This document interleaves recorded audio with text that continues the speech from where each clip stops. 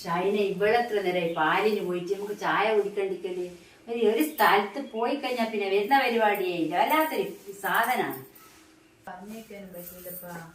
നമ്മൾ ചായ കുടിക്കണ്ടിട്ട് എന്തോ ചായ കുടിക്കാഞ്ഞാൽ എന്തോ ക്ഷീണം വരികയാണ്. ഞാൻ എത്തി എന്താ നാലിനെ കൊണ്ട് പോയിപ്പ് ഇതെന്താ പാലല്ലേ അങ്ങനെ മറിയുന്ന മൊത്തം. ഞാൻ ചോരുന്ന സ്ഥലം നോക്കിയതല്ലേ. എനിക്ക് നല്ല പണിയാക്കി തന്നെ. നീ പോയി തൊടുത്തടിഞ്ഞ് 10 ജ്യൂസോ വേറെ കൊടുത്ത് വല്ലാത്തൊരു കളി തന്നെയപ്പ. ഇങ്ങനെ പഠിച്ചിട്ടാ അയ്യോ എന്റെ ഭഗവാൻ ഇങ്ങനത്തെ എവിടെ ഇരിക്കും വേറെ പറ്റത്തില്ല.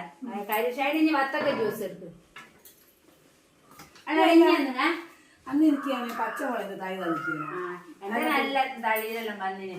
ഞാനെന്റെ അത്ര ഞാനെന്താണ് ഞാൻ പൊരിച്ചോക്കെ വേര് വരുന്നത് നോക്കണ്ടേ നമുക്ക്.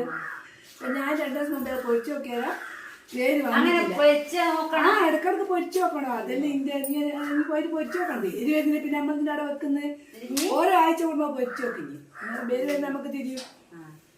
ഞാൻ 2 പ്രാവശ്യം പൊരിച്ചു നോക്കി. ഞാൻ എന്നാല് പൊരിച്ചു നോക്കിയില്ല. തളിരെല്ലാം വന്നിട്ടുണ്ടെങ്കിൽ